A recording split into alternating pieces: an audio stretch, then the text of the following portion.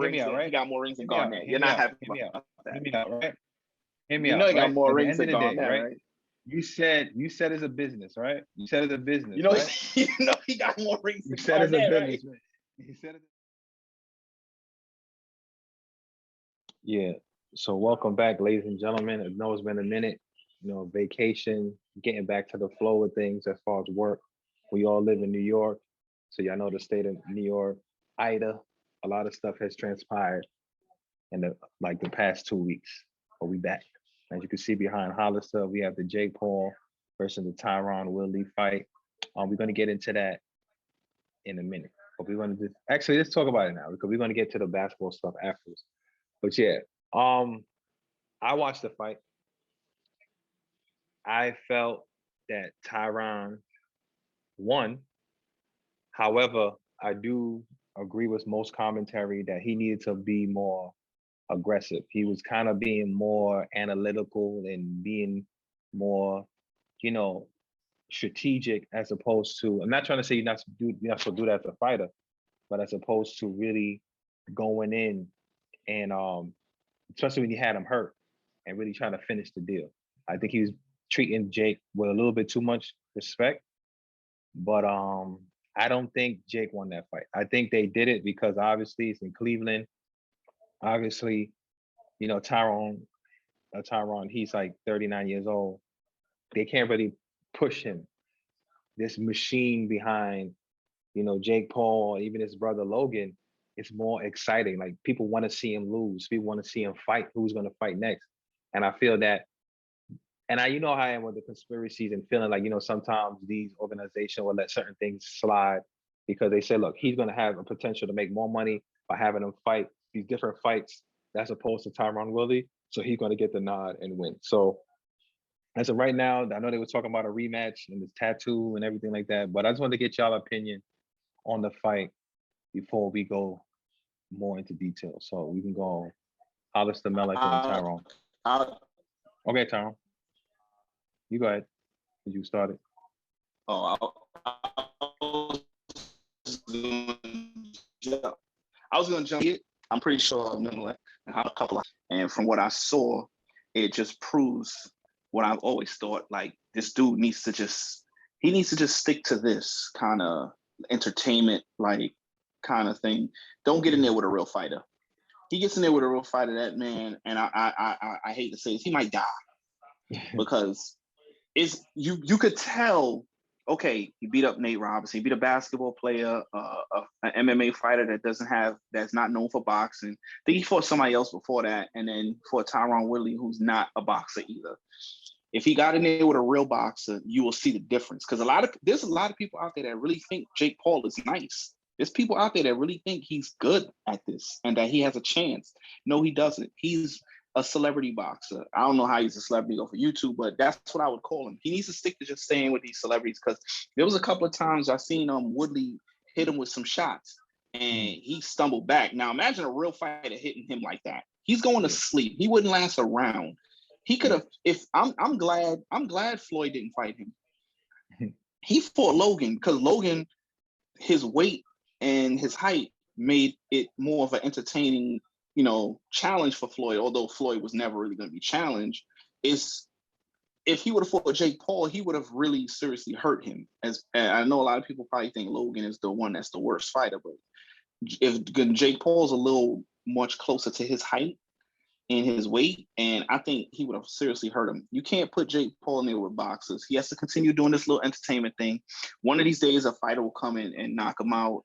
Like a entertainer might come in and drop him, and then this will be the end of him. But as far as people walking around talking about, oh, Jake Paul should go fight real fighters, he don't need to do that because he looked bad to me the other day, and he's fighting these guys, these MMA fighters. His resume is basketball players and all that. This is just entertainment. I'll listen to Malik, then I go. Yeah, I watched the fight as well, and I was just like, all right, it looked rigged. To add on to what Darren said, it looks rigged as well too, because at the end of the fight, like the referee, like he heard the decision, his face was like, okay, like he gotta let this guy hand. And then also too, they have the scorecard on Google. It was kind of like it was close, but Yeah. Woodley got 1 round. He got one judge gave him the whole fight. I'm just like, this thing was pathetic. Jake Paul got rocked a couple of times, and he looked like he was seeing some stars. But they gotta continue it. I guess People that for actually his take this guy, he damn fools. because I feel like they're gonna ride this Jake Paul and Logan Paul wave for probably till like the end of the year or something like that because they making money off of it, and then he's probably paying people under the table like, yo, I'm gonna hit you up with this, that, and they're rigging for me because like Tyron said, if you go in there with a real fighter, like if you go in there with Canelo or something, like Tyron said, he might possibly die. I don't wish that on nobody though, but if you go in there with Canelo, it's over. It's like, come on, this guy is fighting people, and it's like he has no skill, no technique. I'm not a boxer myself, but I'm just looking at his job. I'm like, what the hell is he doing? It's like, yo, I just can't wait for this Jake and Logan Paul wave to fade away because they are getting annoying. And they next fight, whoever they fight next, I'm not wasting my time watching it because I'm sick of the both of them. They getting their money, I ain't knocking them for that, but I'm just tired of the both of them. Man. Yeah. They doing all this for clout. That's true.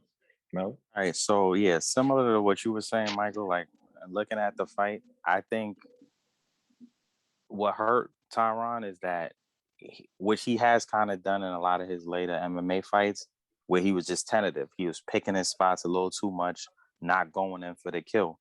He definitely had more damage in shots and did more damage. It's just Jake Paul probably appeared a little more active because he was more active, right? So some of that shots that weren't as good as Woodley shots, people looking at it like, oh, he caught him a couple more times than Jake. So I do think it was close in that sense. Like overall, I think Woodley did more damage and it was close enough, but I could see why the judges would have went with Jake, especially given all that other stuff y'all talking about, like his star rising, his ties to the promotion. And I'm not trying to take something fully away from him. Like he has been training for a couple years now.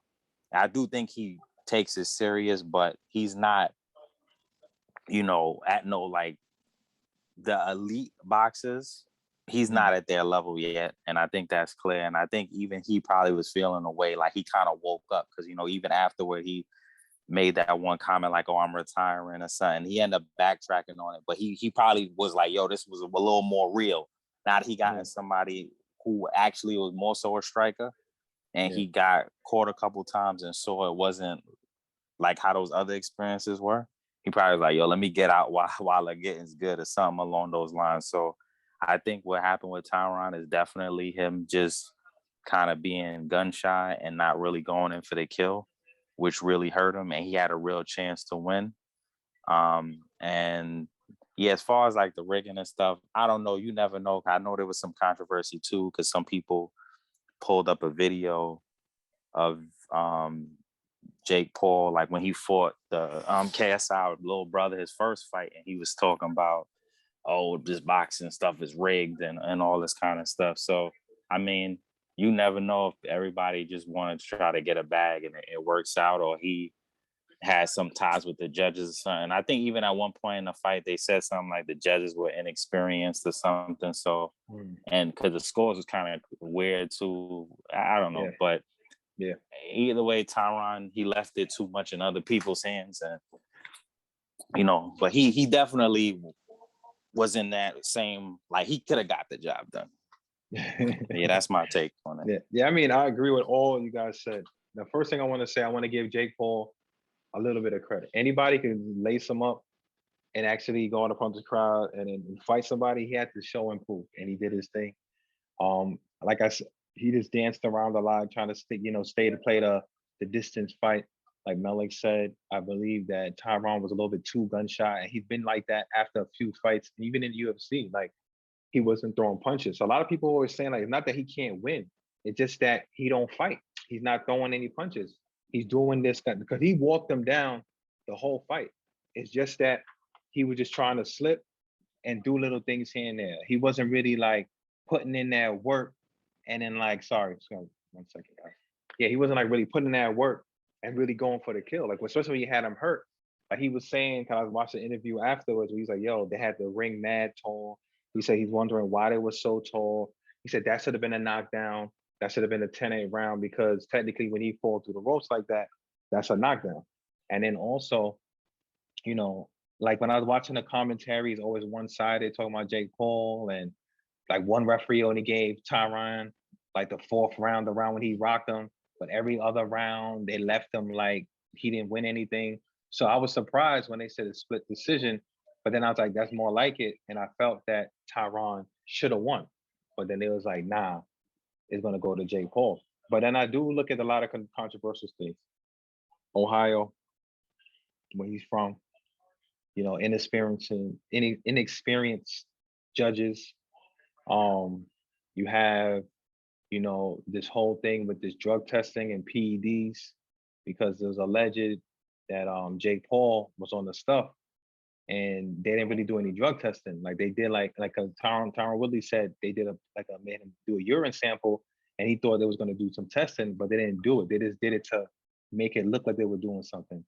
So I think after he started saying that, that's when Jake Paul started saying, all right, we'll have this rematch, just get the tattoo first, yada, yada, yada. And Tyron's like, all right, get the tattoo, whatever. And I was saying this too, just get the tattoo or get it designed in a way that you can get it covered up. That's it. You just get the tattoo to get the money in the fight. But it's a spectacle. Like Tyron and all of you guys said, he needs to stick to fighting either retired fighters, MMA fighters with some type of striking, or like other YouTubers or celebrities who kind of box. But for the most part, most fighters believed that Tyron won. And it's unfortunate because like when you have a promotion and they looking at the bigger picture, which is what's going to sell more pay-per-views, what's going to make me more money, they're going to go the route of the individual who, has the clout and has the backing. Right now, unfortunately, this is Tyron's fifth loss, if you count the 4 in the UFC and this. And it's like, he's kind of like over the hill in the sense in most people's eyes. He wanted to continue boxing, but at this point, it's like his name, it doesn't have that kind of like potency like it once did when he was in the UFC and he was a champ.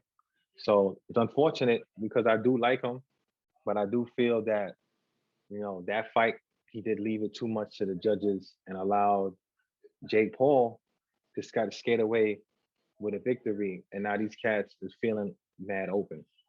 But I want to give Jake credit. I think he has better boxing skills than his brother Logan.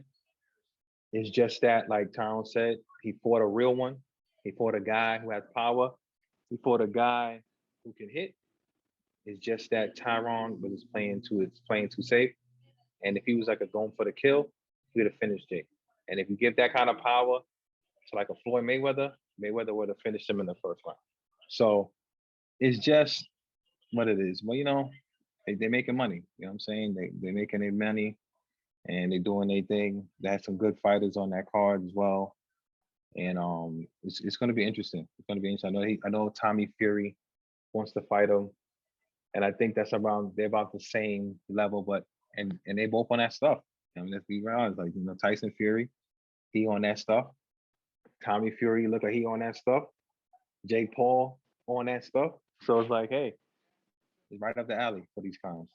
But yeah, switching gears now to the NBA. As you guys know, there's a lot of movement that happened this past week.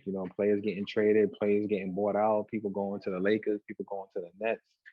We have LaMarcus Aldridge, who got re-signed with the Nets. I know Tyron wanted him to go to the Bulls, but he was like, yo, if I want to play like one more season with this health issue that I have, I'd rather play for a team that's going to win the championship, not a team that's not proven yet. No disrespect to the Bulls. You know what I'm saying? But yeah, the same team that you said was going to win it last year, right? There was a big tall way. I'll let you go on with your big tall way. But go ahead. Big tall way. But at the end of the day, right? We talk about this year. We ain't talking about last year. You know what I'm saying? We talking last season. We talking about this season. But anyway, there's a lot of moves that have been made. Both teams have picked up some decent players. It's like an arms race behind the two teams behind Hollister, Lakers and the Nets. The Lakers got Rondo. They're trying to get DeAndre Jordan from Detroit. They have, Russell Westbrook. They have a lot of different Melo. They got a lot of pieces that, and Tyron made a good point the last time. It's like, look, they had a team like this when they had like Karl Malone in them and they didn't win. So It's all about gelling, people staying healthy at the right time, as you clearly saw. If James Harden and Kyrie wasn't hurt, we'd have been having championship Brooklyn hoodies and all that right now. But it's And part that of the and that game, inch away from that 3-point line. 3-point line. You know what I'm saying? Listen, forget about the 1 foot. You know, like stop crying. Y'all lost. The Milwaukee Bucks are I'm the crying champions. about it. Stop No, crying. we're not crying. Because y'all We're keep speaking facts. yeah, y'all are because y'all We're keep speaking talking facts, about man. his big toe. Facts. That's what Big Facts. toe. Even freaking Drew Holiday, but he did say in the interview, like I knew it was a 2 because I watched it, but he's like, yo, damn, like KD, like damn, you can't even stop this guy. And it's like KD was just what getting in the his world. feet wet. You know what I'm saying? Like that's him right off the injury and COVID. Give him a full season. See? And came back off that Achilles injury and doing that stuff. So that's crazy to me. But yeah, we can't hear Your you. journey is just messed up. So. And now it's fitting. It's fitting because you probably talking some Nets trash. So you know what I'm saying? Like you don't want to hear that anyway. You know what I'm saying? So real quick, Yep. I just want to just get into Malik. So Back in the deck. you know Though, but what I'm saying? Y'all hear, Just want to hear what you said? say. I said, I heard something about stacking the Yo, deck you or hearing something me? like that. You just heard the No, we stacking wasn't the hearing deck it at part. all. But yeah, now you see, you ain't hearing it because that's how God works, man. You don't want to hear that. But yeah, Yeah, your joint messing up, dog. yeah.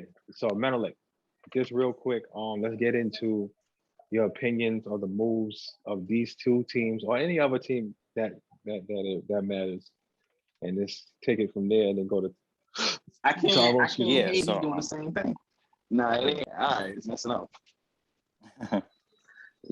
Yeah, Right, but yeah. So as far as a lot of the moves, obviously to the two teams that were most active, the talk of the town, the Lakers and Nets. As y'all talked about, you know, the Lakers had to retool. They figured it out. They got back some of the key guys that worked with LeBron and AD before, and Rondo, the White, and they brought some other pieces: Westbrook, Melo, Malik Monk, Ellington, a bunch of other guys, right? They just talk about how old they are, et cetera, et cetera.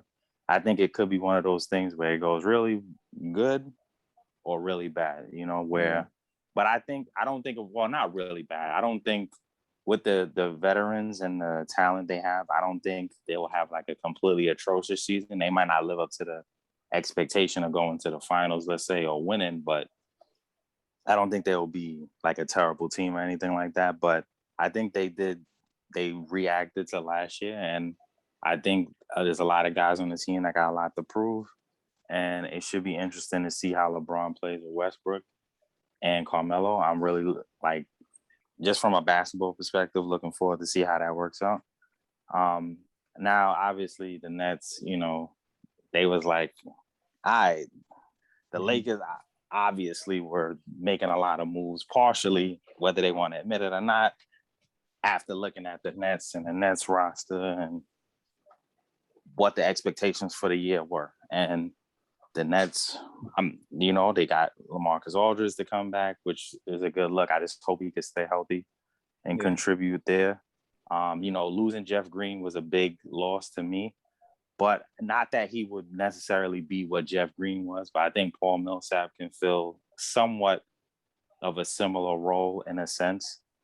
You know, they got Patty Mills now, who should help. Cam Thomas is looking great. And I think he'll develop a lot playing with the kind of, like, you know, with KD, Harden and those guys.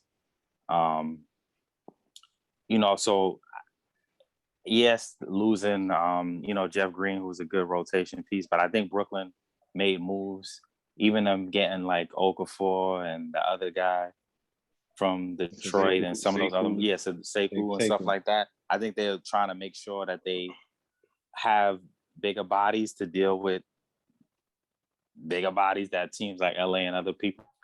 Yeah, so the other off-season move, like the Knicks did, I think they did a pretty decent job.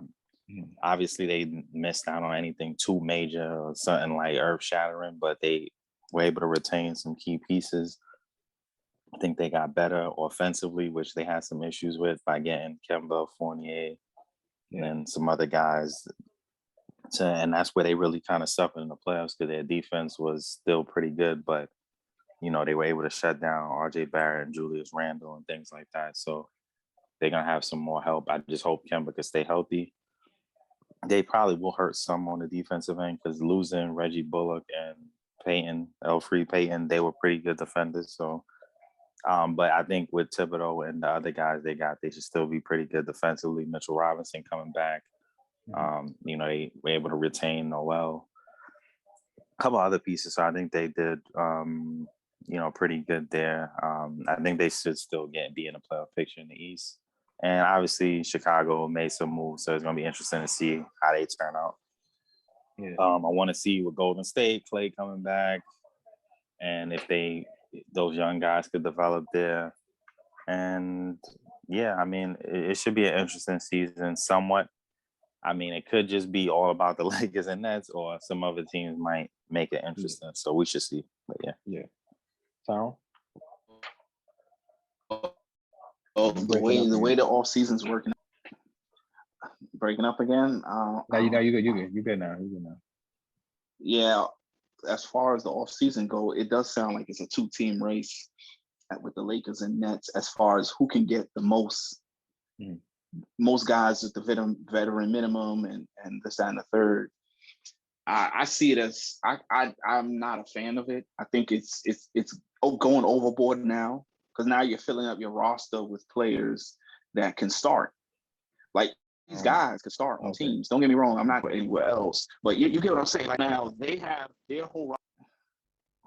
You can't hear me now? Yeah, am I good now? Yeah. I was saying literally the entire Lakers roster could start. And that's kind of pathetic. And DeAndre Jordan, as soon as he gets bought out, he's going to clear waivers and go right there. So I think that's kind of pathetic. Brooklyn Nets is the same thing. Like, almost everybody on that roster could start. Like, they're big men. It consists of Blake Griffin. Now, don't get me wrong, these guys are not in their prime no more, but they're still good enough to start. Blake Griffin, LaMarcus Aldridge, and Paul Millsap. And then you have Nicholas Claxton. You have the big three there already. You have Joe Harris. You have Bruce Brown, Patty Mills. Like, guys like this, they can start on a team. And I just look at it like I can't make jokes and hate on LeBron, or if that's what people call it, hating. But I can't get on LeBron for doing this and not say the same thing about the Brooklyn Nets. Like, it's just annoying to me. I think it makes people less interested in the league. Like, everybody said, "Oh, I can't wait for the new season start." When I started seeing all these signs, I was like, "Man, I ain't even looking for. I'll watch because I like basketball." But it's like, okay, we kind of see what the writings on the wall, what teams are probably going to be in the finals now. I didn't even think the Lakers was going to get out the West, but now when they keep adding all these guys, they got Rondo, DeAndre's going in now. I'm like, okay, these guys are going to come out the West now. So it's almost like, when does the playoffs start, and how long does it take before Brooklyn and LA play in the finals? That's pretty much how I see it now. And it has no interest in me. The only thing I'm looking forward to, honestly, is just the fantasy basketball season, so I can win my 4th title and be all out. That's pretty much all I'm thinking about right now. I got to get my title back. Menelik beat me, and I'm more interested in that right now, honestly, than the real NBA season. I just want to get my title back, honestly. But wait, but what I I ain't gonna let y'all get that word out because y'all talk. Yeah, but oh man, my fantasy draft just opened up football.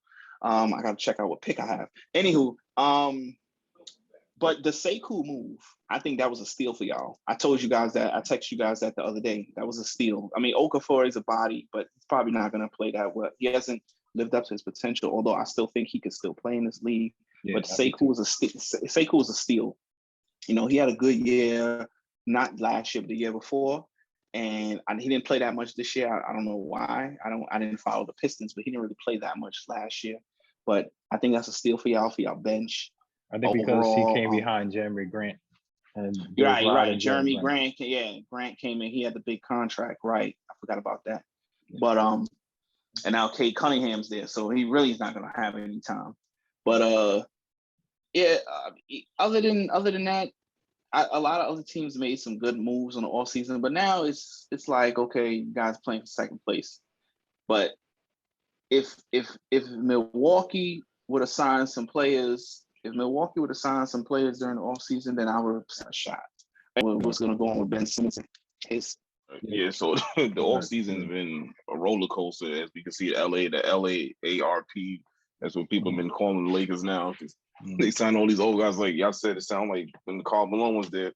I get it. You're going to sign a lot of these veterans, but you also got to mix up the roster too. You got to add like some young guys to it. They don't have no future assets. They gave up everything. They revamped the entire roster. They got rid of Kuzma. They got rid of Harold. All these young pieces that you got to at least kept one or two of them.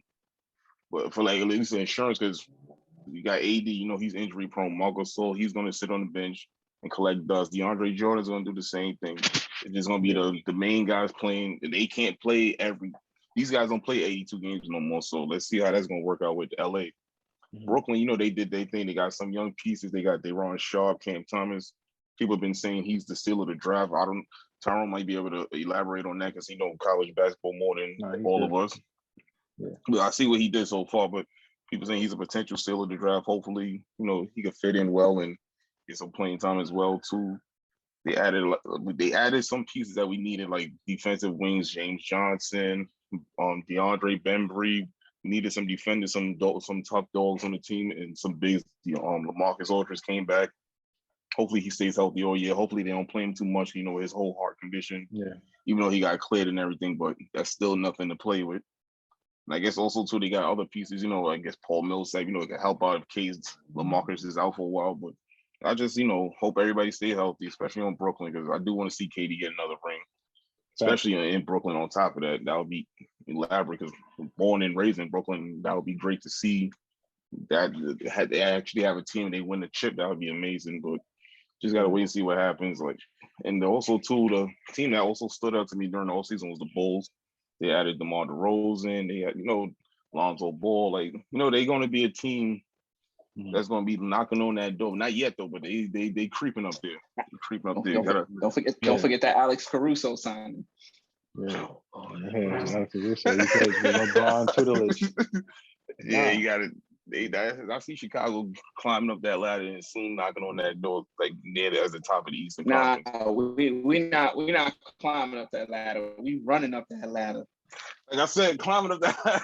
Yeah, I mean, look, man. At the end of the day, they were surprised. They did nothing. They just re-signed Bobby Portis, and that was it. Like Brooklyn Nets. Yeah. Brooklyn Nets, we coming for you. So y'all running up that ladder like them kids. My Mike Tyson voice. Y'all climbing up them crazy. Y'all that's right. That's what y'all doing. Y'all run up that ladder. As soon as y'all get near the top, y'all gonna fall. We got them. Yeah. We got them young guns. I mean, y'all look good. Y'all look good. Talking about my youngins like that. I agree with you, Tom. Y'all walking around here with them old veterans, man. But look. Yeah.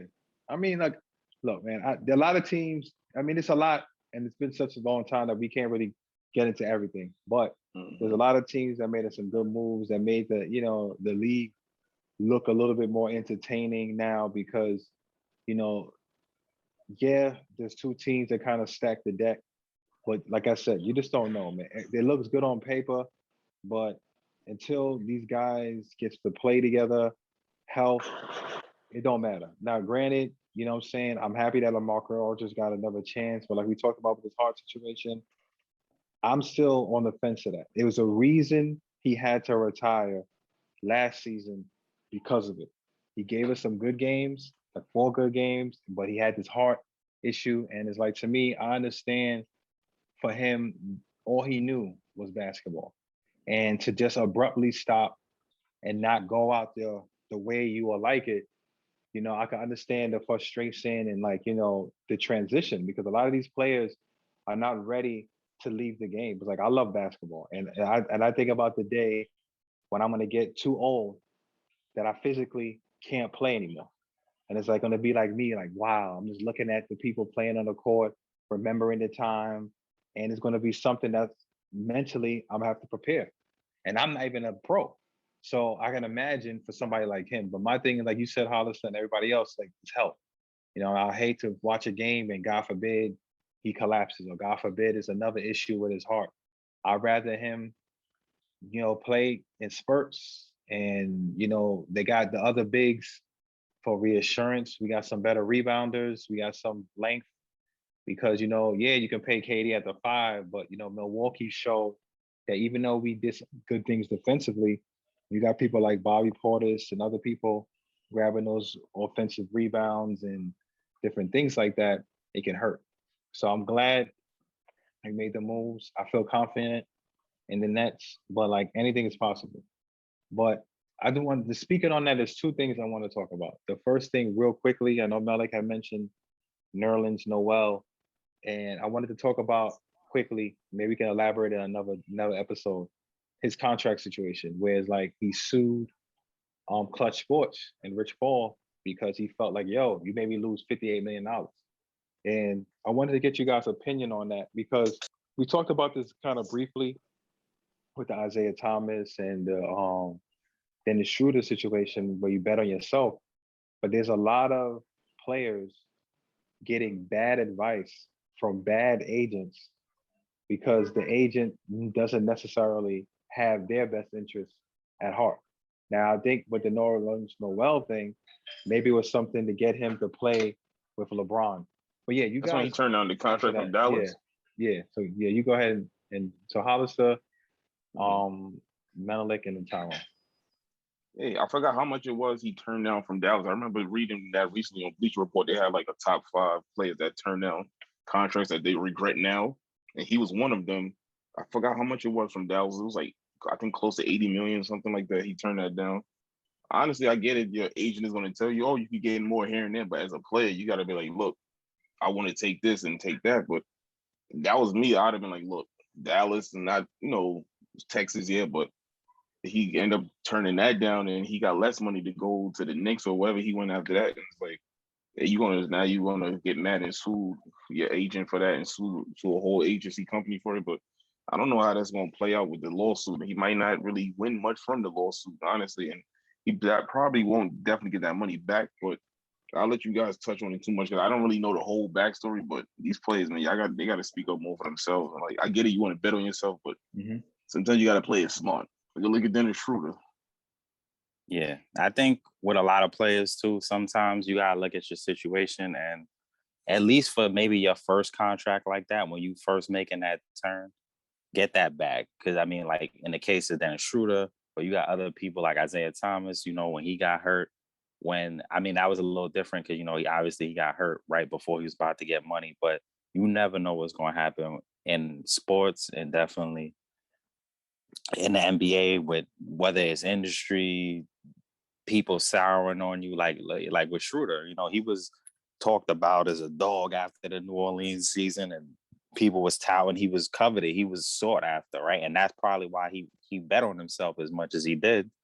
And then it took one not so great season in LA to kind of tank his value on some level. And I'm not saying he'll never get another good shot. If he plays well, this year, he could maybe play himself into some pretty good money again. But, you are taking that chance. So I think with certain people, like if it's a LeBron, you a KD, you one of those guys, even if you kind of get hurt, like Kawhi, whatever, you're going to get your money, right?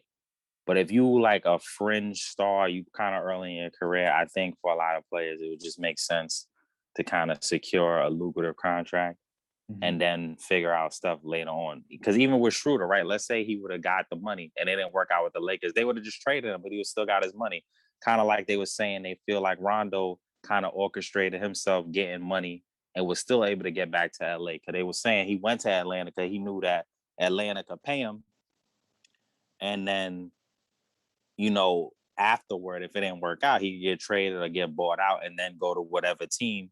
But yet he still got more money as opposed to getting like $2 million on a minimum or something like that. He was able to get paid and he still ended up on the Lakers. He tried the thing with the Clippers and that ain't really work out, but now he back in LA, probably where he more so wants to be, but he still got paid. So it's a business at the end of the day, and the owners and those other people use it in their favor and negotiate that way, do this, do that. And sometimes you gotta, as a player, and I think they're doing that more. I think even like recently, Joel Embiid, like his recent contract, he represented himself. He was like, I don't want no agent. I got it. I'm smart enough. I could do it. And he negotiated his extension with the Sixers.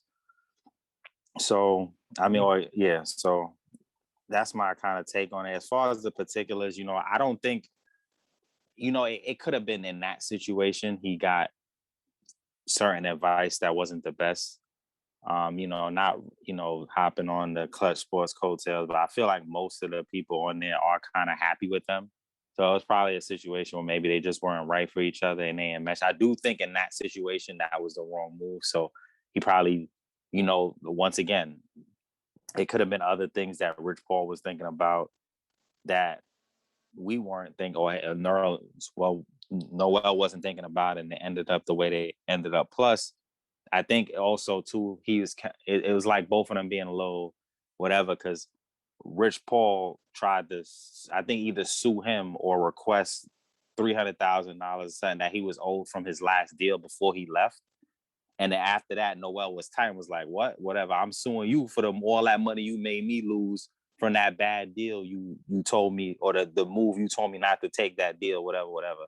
So it is a little bit of that too, going back and forth, where I think Noel is partially reactionary and maybe, from being requested to cough up money that he allegedly owes to Rich Paul or Clutch Sports or whatever. So.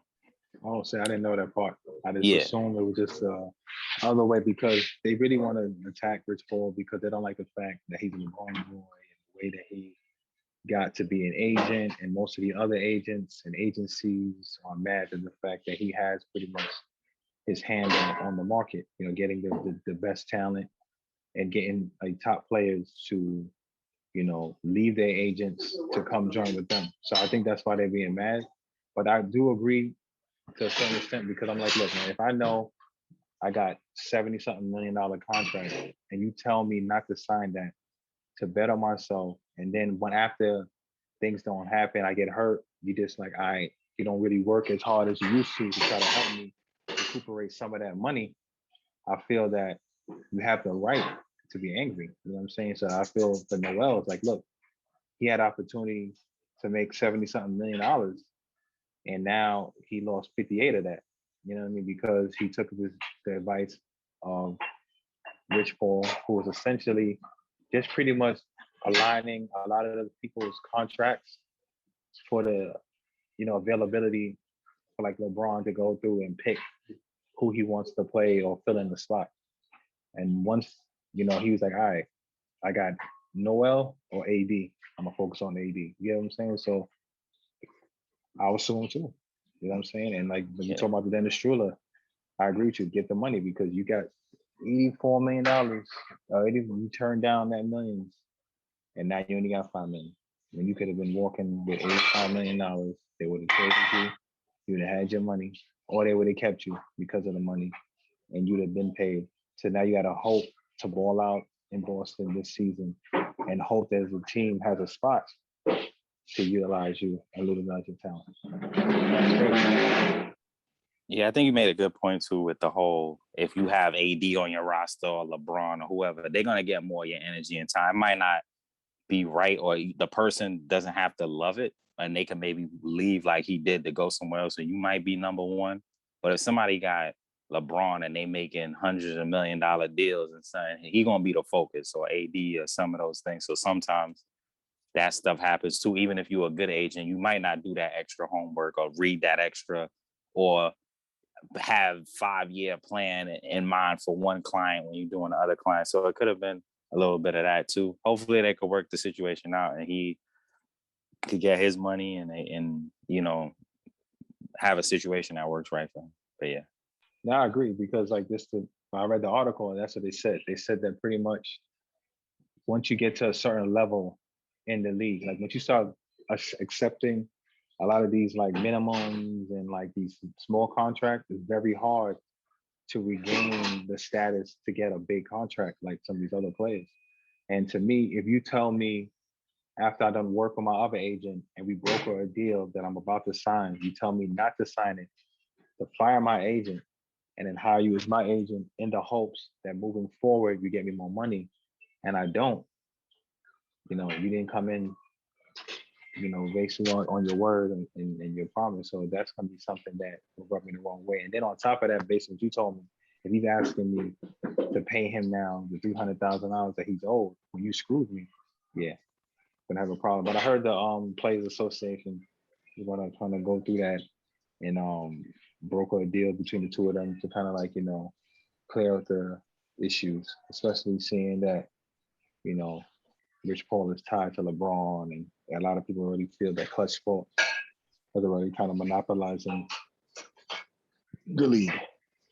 So yeah, there's one other topic I wanted to talk about, but I think we'll say that for next time. I'm ready for the wrap.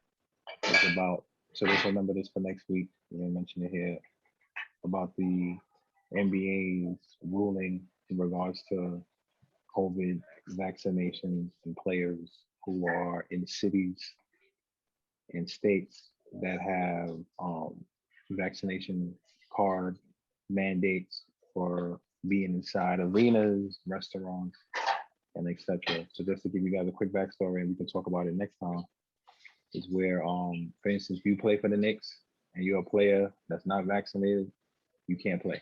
You can't even show up to the arena. You can't even be on a bench. You know what I'm saying? Oh, that goes to the Brooklyn Nets also. No, of course. Don't forget that. That goes to y'all too. We know that. Yeah. You just brought up that bummy. You brought up that bummy team. Yeah. And I'm just using an example too. So Kyrie, Mr. Kyrie Irving. Yeah. But shout out to Kyrie though, man. He a real one. I ain't gonna front. That's my dog though. Yeah. He's a real one. We'll see. He keep it real. He moves to the beat of his own drum, and he stands by his beliefs. But that's another story. Yeah. That's a whole nother story.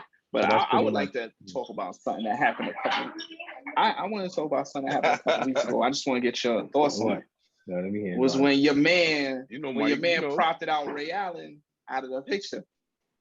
Yeah, I don't blame him. We've been gone for a couple weeks, so I didn't get to address that. I don't blame him for that. So you don't blame him? No, I don't blame him for that. All right, let me get your feedback on it. I mean, why? Tell me why. No, let me tell you why. I mean, like, for those of you guys who don't know, Kevin Garnett and everybody knows. You don't got to really. No, they don't know. Like Kevin Garnett, Ray Allen used to be really cool, and Ray Allen betrayed the Celtics and went and joined the Miami Heat and played with LeBron, the enemy, the ops, whatever you want to call it. How you young kids. Who he betrayed? What did he betray? Yeah. He wasn't a lifetime Celtic. So who did he betray? He betrayed that brotherhood. Why they all giving him the cold shoulder? Because and what remember, he did, son. That's why. I used to never like Ray Allen. But I started to respect him more. Well, I always respected him, but I started to feel for him more when Garnett and now him and Rondo, I heard that was like a personal, like they had personal beef, so that's okay. I get that. Paul Pierce was just doing it because Garnett doing it. But why your man talking about betrayal? First of all, Ray Allen, when they all got there, they were traded there. Okay, so it's not like LeBron and Bosh and them when they said, "Oh, let's join together." I'll give y'all that. Y'all was traded there. So I'm not gonna say y'all purposely joined forces. All right, y'all went there. Y'all won the title the first season. You won the title. You won the championship the first season that y'all played together. The only championship. And you went to the final. Well, we had the chance of 3, so. And you lost that one, which you had no business. I don't want to hear. All right. We don't care about any of that. We just trying to get to the point about the picture. All right, we don't care about none of that. They already know. So they why basketball reference? We talk about the picture. Let's talk about the Garnett. Garnett does no wrong in his eyes. But you see, Garnett's a piece of trash. See? No, he's not. No. Garnett has every right. Mike, this was kind of childish. Mike, this was childish. No, hear me out. Let me speak enough. Look. They had a tight team, right? What tight team? Garnett is old fashioned. Listen to what I'm telling you. You gonna let me talk? You gonna ask me? I'm gonna let you get it all out. Go ahead. Right? I'm gonna mute myself. Yeah. Let me get it out. Please. Right? These cats knew each other, right, for years. Like as young kids. Garnett said, and even when like Ray Allen went to the radio and he's promoting his book, he was like, KG forgot the genesis of our relationship because whatever. So they were like tight. This ain't like this. This is not like no regular friendship that KG working out with like freaking Big Baby or something like that. Like, nah, this is some real deep joint. So what happened is that, think about it like this, right? Yeah, they had that little beef, right? We saw our little things in Last Dance, right? And Michael Jordan's like, look, man, Scotty, he's talking to Scotty, try to get people to back in line, to work things out so they can finish up their goal to win, right? Now, the following year, when Ray Allen was supposed to sit with the Celtics, right? They broke a deal. The Celtics like, you know what? We're gonna put a no trade clause in your contract because we heard about you being upset about we're gonna trade you and Rondo, right? We're gonna pay you $6 million a year, so you're gonna give you 12 million, right? Total. We don't have to worry about the whole thing. We're gonna go through it, right? He's like, nah.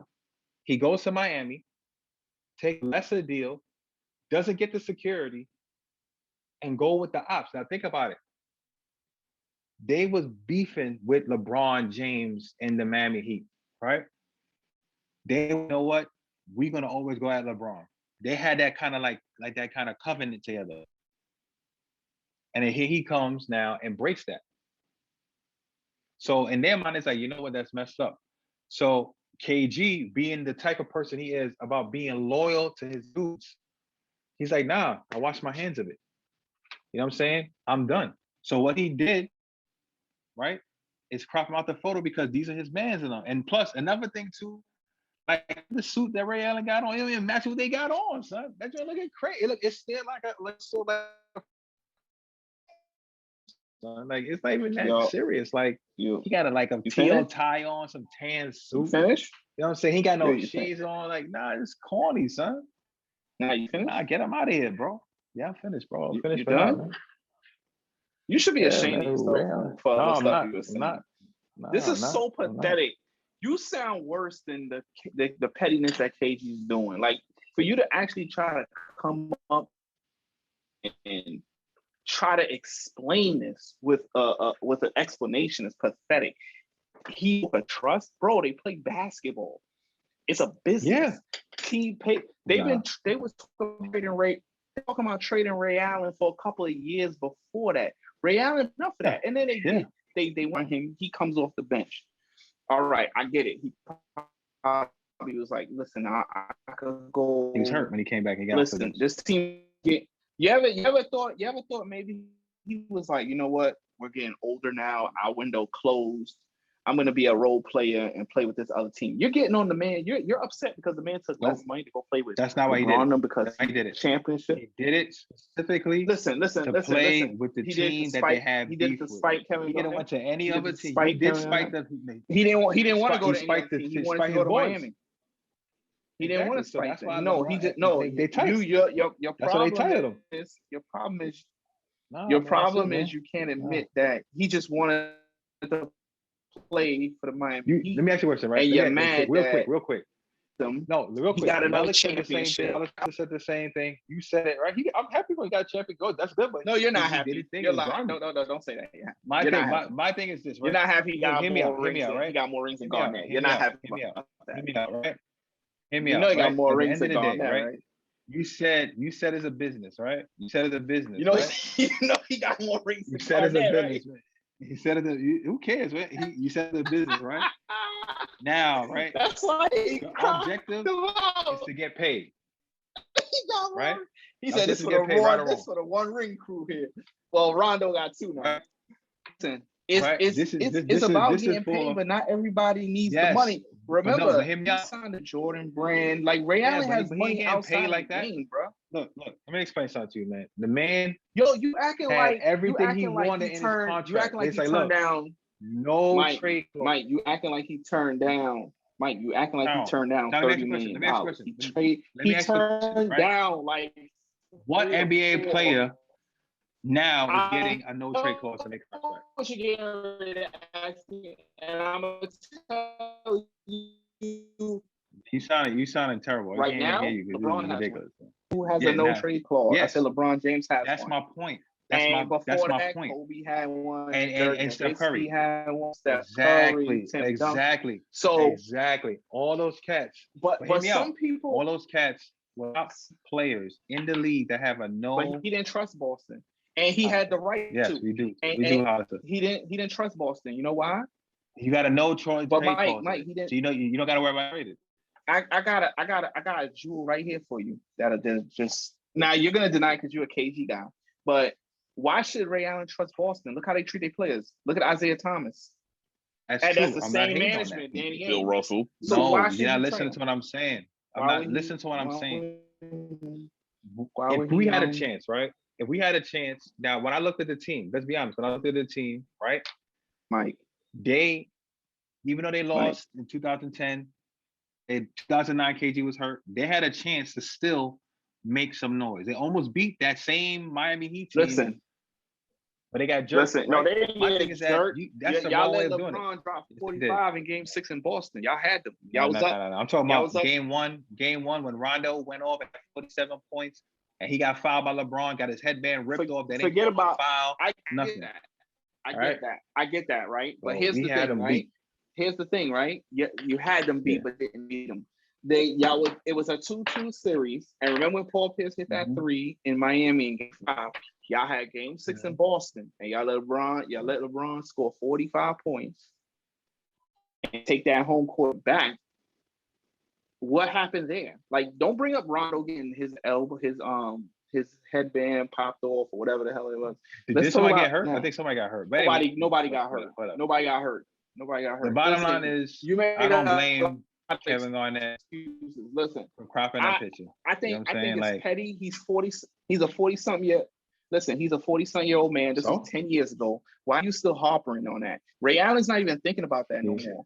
And then for the rest of them, because Kevin Garnett is a piece of crap as a human being. Kevin Garnett is a piece of crap as a human being because if he's going to act like that to Ray Allen, that just shows you that he's going to act like that. How do you know? You know him? Because from what I see, but you don't know. And you don't know. You don't know the other stuff he do. I'm using a nicer word. You don't know the other stuff he do. I see what he's doing right now. You know what I'm saying? Now, Mike, nice, but that's between him. We're not talking about that. He left me hanging. Man other stuff to people. Left me hanging. I was letting you hanging too. You got where he was acting. He know you be talking about him. I told him you talking about. You got to understand, right? Behind all that screaming he does on the court, he's really a court gangster. He's not about that life. Because when Melo pressed him at that bus, he didn't want that smoke. Son, y'all talking about some Melo pressing. Melo didn't press nobody. Because he said, "Come on, stop it, bro!" Like I don't know. Talk about.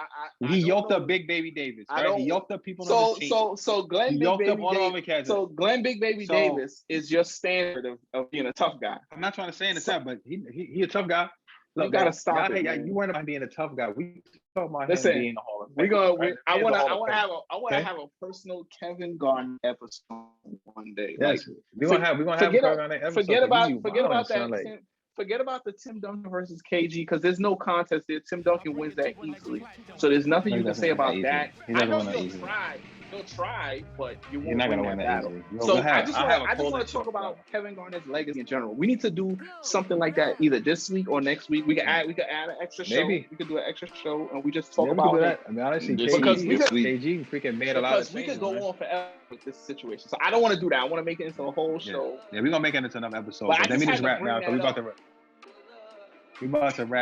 We're gonna talk about it. We're gonna talk about it. Right, but look, ladies and gentlemen, I want to thank you guys for joining us, right? And I want to thank obviously Menelik and Tyron for joining me as well, so we get this stuff going. Like I said, we was out for a while, vacation, etc., and everything like that. But we getting back on it, and we're gonna try to post this up as soon as possible. Like I said, we're gonna talk about that whole vaccination thing in the NBA. We're gonna bring up that KG stuff. You know what I'm saying? And Allison, man, like, come on, look at that suit Ray Allen got. I'll crop that out too, man. But anyway. I want to thank you guys for listening. Thank you guys again for watching the podcast. Right. I want to thank you guys for watching. Please like, comment, share, and subscribe to the channel. We're just gonna talk. Hit that thumbs up. Come on, son. We gotta promote the channel, son. Hit the thumbs up. Promote it, baby. Promote it. Share it. You know what I mean? Subscribe. It's all free. All free. This topic you want us to talk about. Like I said, we just talk about sports. because there's a lot of stuff going on in the world and a lot of heavy stuff. We talk about other stuff in our personal time, in politics, stuff that's going on in the world. We talk about that stuff, but we don't want to like bombard everybody with that. So that's why we kind of focus on sports. But let us know if you have anything else you'd like us to talk about. The seasons are coming quickly. Stay healthy. Watch over your family. Enjoy the rest of your weekend. And God bless.